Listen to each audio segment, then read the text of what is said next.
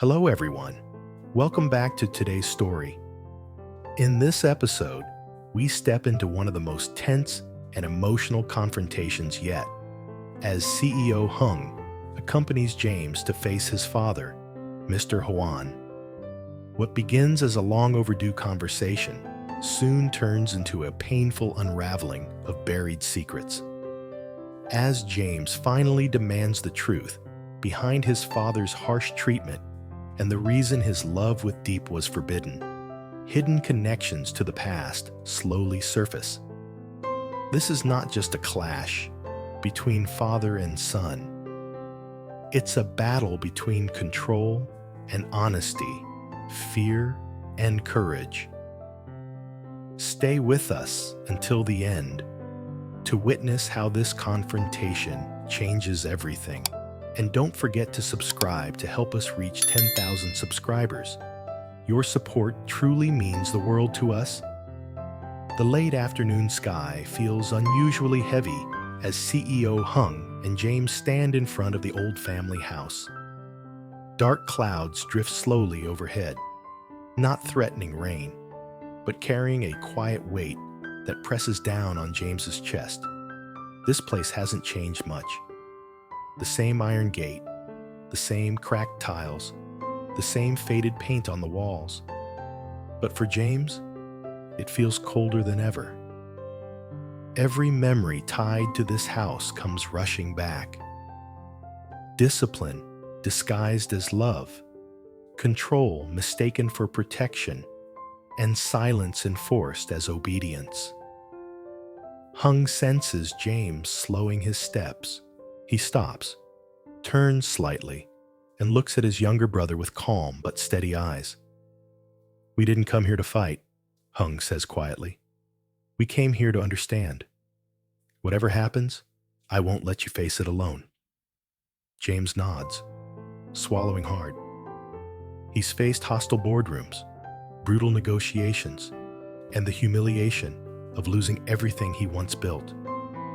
But none of that compares to standing here, preparing to confront the man who shaped and shattered him at the same time. Still, having Hung beside him gives him a fragile sense of balance, like standing on shaky ground, but not falling yet. They step inside. The living room feels stiff, almost frozen in time. Mr. Huan is already seated on the sofa, his back straight, his hands resting neatly on his knees.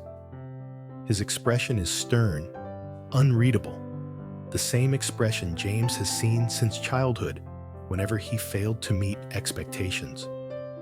The ticking of the wall clock becomes unbearably loud, each second stretching the silence further. No one speaks at first. Hung is the one who breaks the silence. His tone is respectful, but there's no hesitation in his voice. "Dad, we're here today because we need to talk. Not about business, not about authority, about James." Mr. Huan lifts his gaze slowly, his eyes settling on James. The look is sharp, measuring, as if assessing whether this son is still under control. "I don't see the need," he replies coolly. "I've already made my position clear." James feels something tighten in his chest. He forces himself to stay calm. "You made decisions," he says, "but you never explained them. You controlled my life, my career, even my movements. Yet you never once told me why. I deserve an answer." Mr. Huan's brows knit slightly. "Everything I did was for the good of this family." James lets out a quiet, bitter laugh. "That's always your answer. But somehow, for the family always means I'm the one who has to give up everything." Hung leans forward, his elbows resting on his knees. "Dad, this wasn't just about disapproving of James's relationship with Diep. You went far beyond that. You interfered with his work, isolated him, and pushed him to the edge. Why? Mr. Juan's jaw tightens. Diep is not suitable, he says flatly. That alone should be enough. James's patience finally cracks. No, it's not enough, he says firmly. You never explained anything. You just threatened me, manipulated me, and punished me for loving someone you didn't approve of. The atmosphere in the room shifts, growing heavier. Hung turns to his father, his voice sharpening. If there's something you know, something from the past, then say it. Keeping everything hidden only destroys this family. Mr. Juan stands up slowly and walks toward the window, staring out at the land beyond the house. His voice lowers, almost distant. Some truths, he says, don't bring peace. They only create more damage. James steps forward, his voice trembling slightly but clear. What could possibly be worse than what you already did to me? Do you even know what I went through because of you? Hung turns sharply toward James. What do you mean? James hesitates. This is something he's buried deep. Something he never wanted to say out loud in this house. But the words force their way out. When I went to Thailand to look for Hung, someone took my passport. I couldn't return to Vietnam. I was trapped there. Hung's eyes widen in shock. Who did that? James looks straight at his father. You did. The room freezes. Hung stands up abruptly, staring at Mr. Juan in disbelief. Is that true? He asks, his voice low and dangerous. Mr. Juan doesn't deny it. I did what was necessary, he replies. James was emotional. He was losing control. Hung clenches his fists. You didn't protect him, he says through gritted teeth. You destroyed him. James feels anger surge, but beneath it is deep exhaustion. After that, he continues quietly, everything collapsed. I lost my position, my company, my future. I hit rock bottom. And you know what scared me the most? I felt relieved. Living simply felt peaceful. For the first time in my life, I wasn't suffocating under your expectations. Mr. Juan turns to face him fully now. And Diep? He asks. Did she give you that peace? Yes, James answers without hesitation. She did. She still does. Hung nods firmly. That's why this needs to stop. You can't keep punishing James and rejecting Diep without a clear reason. Mr. Juan exhales deeply, as if years of secrets weigh on his chest. This land, he says slowly, this family. Everything you see was built on choices you don't understand. Hung steps closer. Then explain them. 20 years ago, we were poor. You suddenly went abroad. When you came back, everything changed. Money, power, influence. You think we never questioned that? James feels a chill creep up his spine. Does Diep have something to do with your past? He asks quietly. The question hangs in the air like a blade. Mr. Juan hesitates. That single pause tells James more than any answer could. Hung exhales slowly. So there is a connection. There was someone, Mr. Juan finally admits, his voice heavy, who suffered because of this family. James's heart pounds. John, he says. He told me our family ruined his. Hung nods grimly. That's why you're afraid, he says. You're afraid history will repeat itself. Mr. Juan closes his eyes briefly. I'm trying to protect you both, he says, even if you hate me for it. James steps closer, his voice steady but filled with resolve. Protecting us doesn't mean controlling us. Diep didn't do anything wrong. If there's a past you're afraid of, Then let us face it together. Hung places a hand on James's shoulder. We can investigate, he adds. We can talk to John, find the truth, but you have to stop interfering in James's life. Silence fills the room again, thick, uncertain, but different from before. Mr. Huan looks at his two sons, his authority wavering for the first time. Outside, the sunlight fades, casting long shadows across the floor, as if the past itself is stretching back toward them. James knows this conversation hasn't solved anything yet, but for the first time, the wall between him and his father has cracked. Beyond that crack lies a buried past, tangled with fear, guilt, and secrets. And James senses that uncovering it will change everything, for better or worse. The silence that fills the living room after Hung's last words doesn't fade quickly. It thickens, spreading into every corner, pressing down on all three men like an invisible weight. Mr. Huan remains seated, his posture rigid, his hands gripping the armrests so tightly that his knuckles turn pale. The authority he has carried for decades still clings to him, but cracks are beginning to show, subtle, yet impossible to ignore. James is the first to move. He steps forward slowly, stopping a few feet away from his father. When he speaks, his voice is calm, but there's a depth to it that wasn't there before.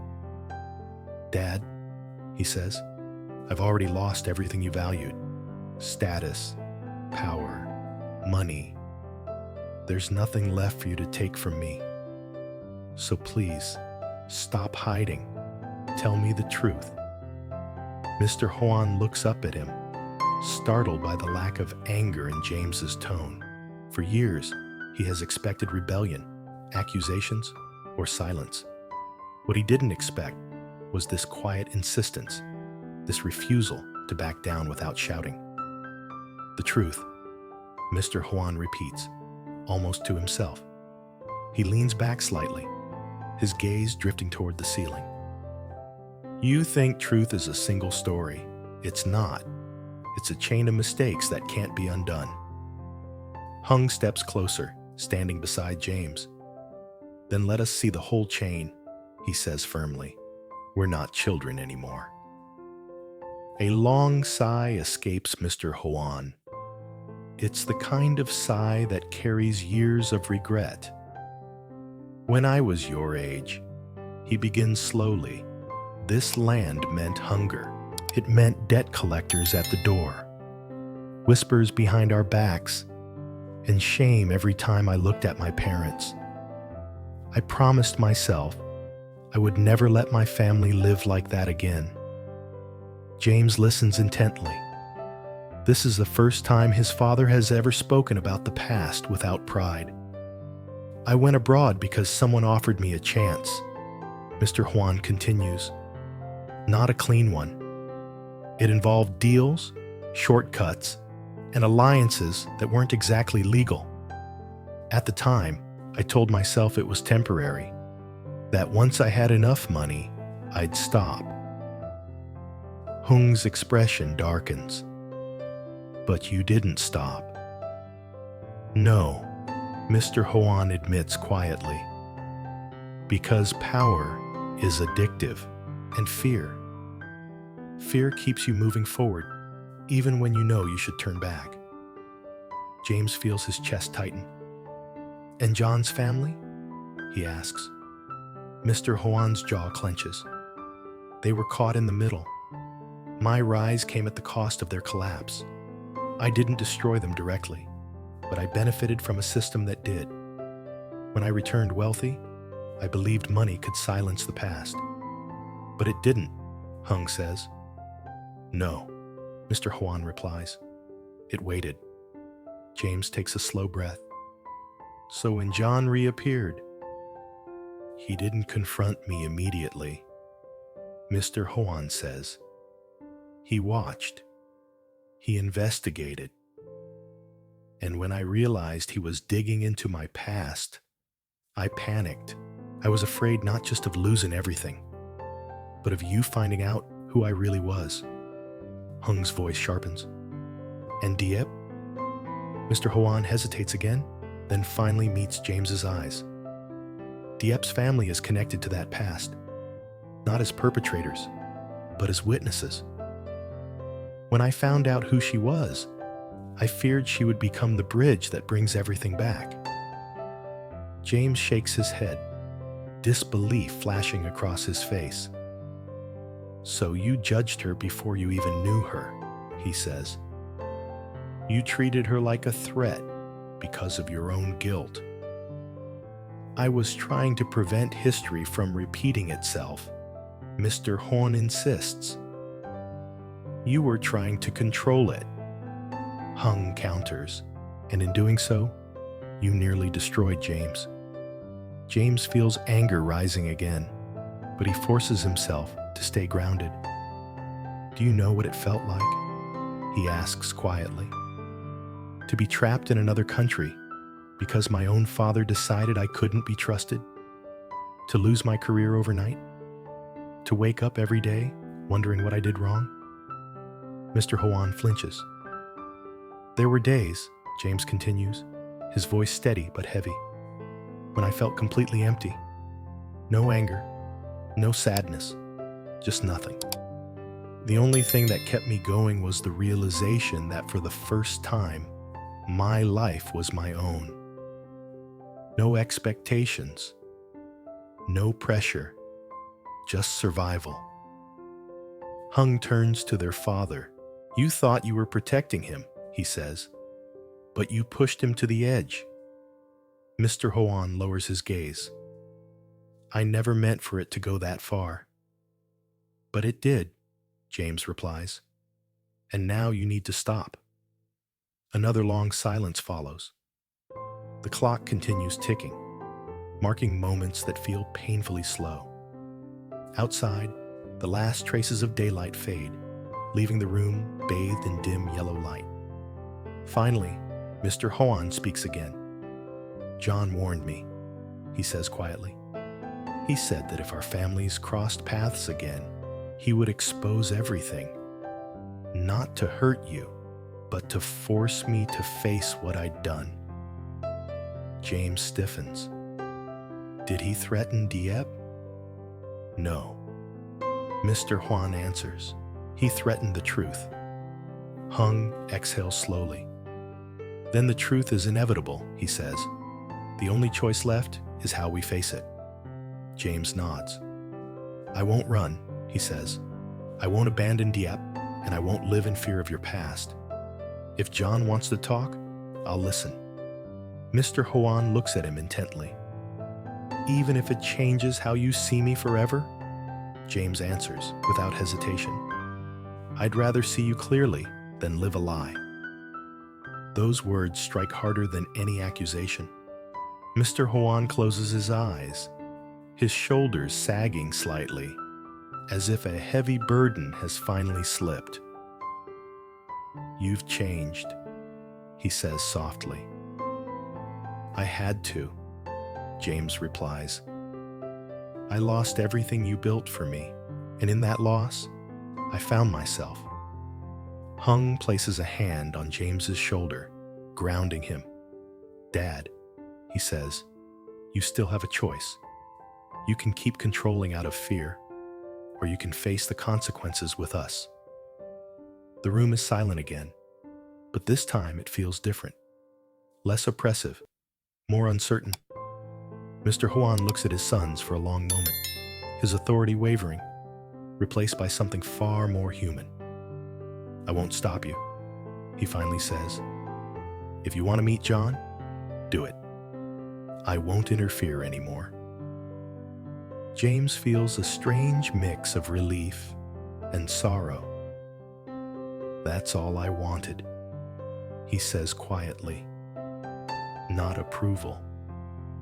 Just honesty. As they stand to leave, James pauses at the doorway and turns back one last time. One more thing, he says. Whatever happens next, leave Diep out of it.